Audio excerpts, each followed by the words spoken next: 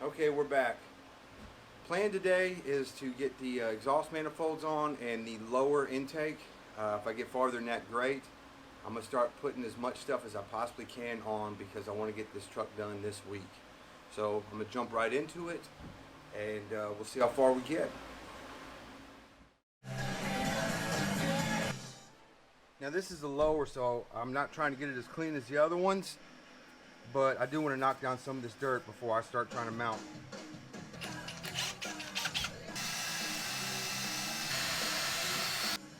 Now I pretty much got all the mating surfaces clean. About as clean as I think I can get it. Okay, so the lower's ready.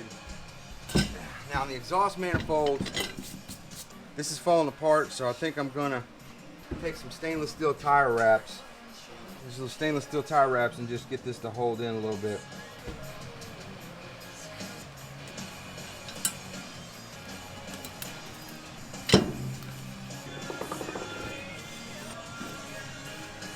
Okay, this one's ready. And off the front manifold, that's ready.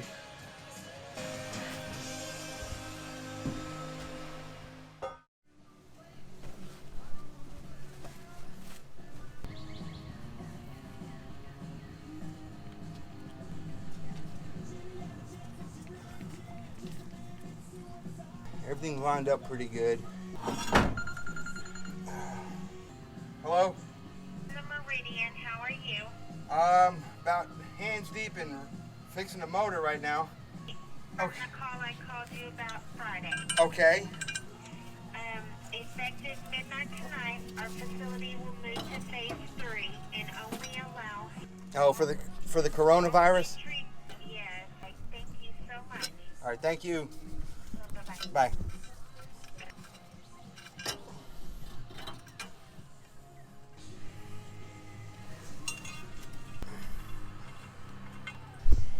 that's the start of it. Problem is, this is where that stud goes. How did that come on?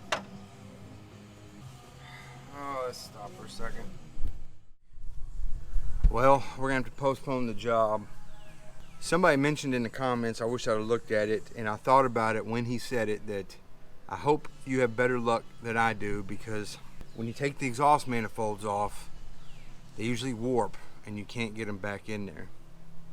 And that's exactly what happened. So I got two options.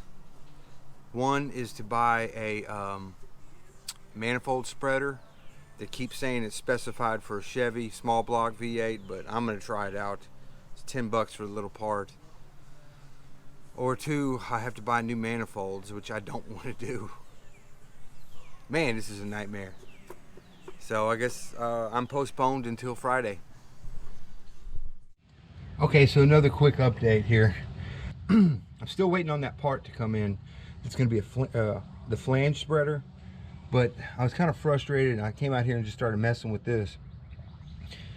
And I wish I'd have been filming it, but once I started rolling, I just went with it. These lined up, so I just started and worked them in equally, both sides here. I haven't torqued anything down. I kind of basically got them finger tight, I guess you would say, a little over finger tight, and it's held on, and it's good. This is the exhaust manifold that's going to be the problem.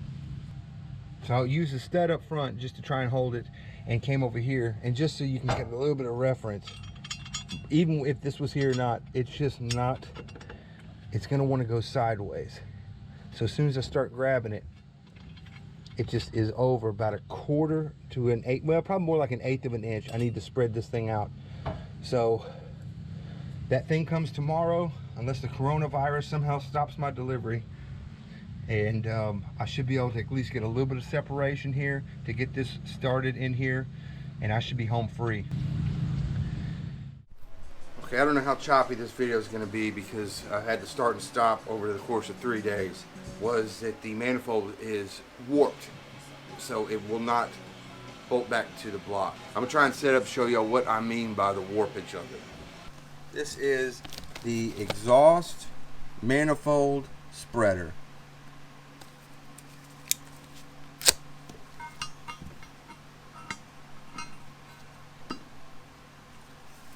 cute. Super frustrating. The two part numbers I showed you earlier, we had to grind down to get them to fit. I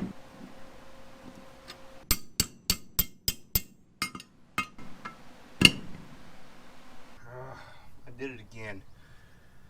Okay, look, quick update because I didn't hit record.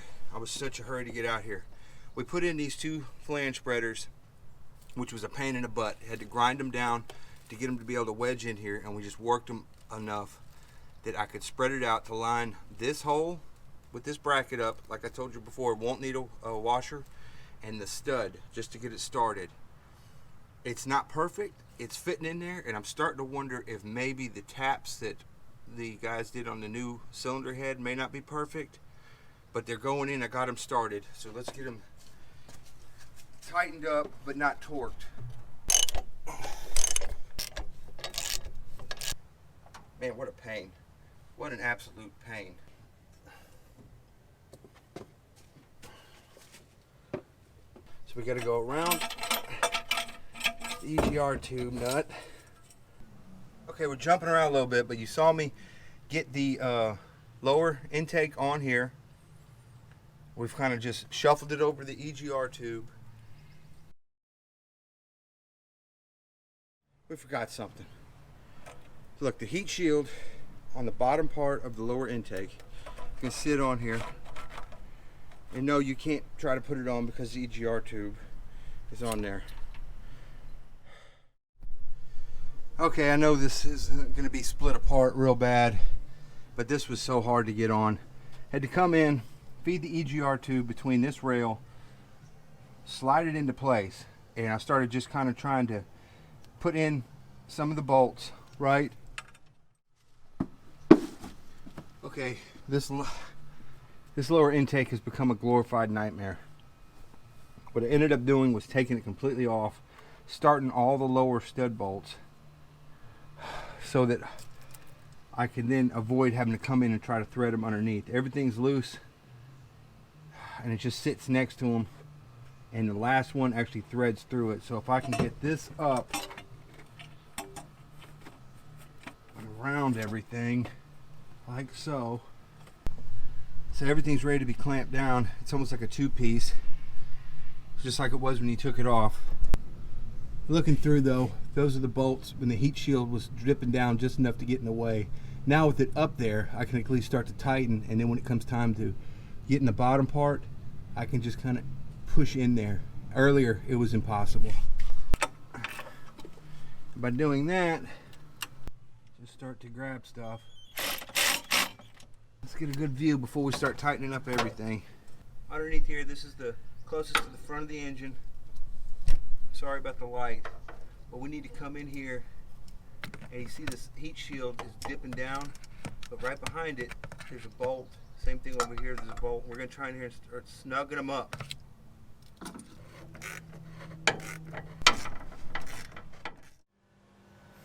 I'm going to get these bolts cinched up and then come in with the order of the torque sequence, 1 to 2 to 3, and just tighten them all down to, I gotta look up the spec, I think it was 30 foot-pounds. Exhaust manifold to cylinder head bolts, 1982 and on, are 22 to 32 foot-pounds.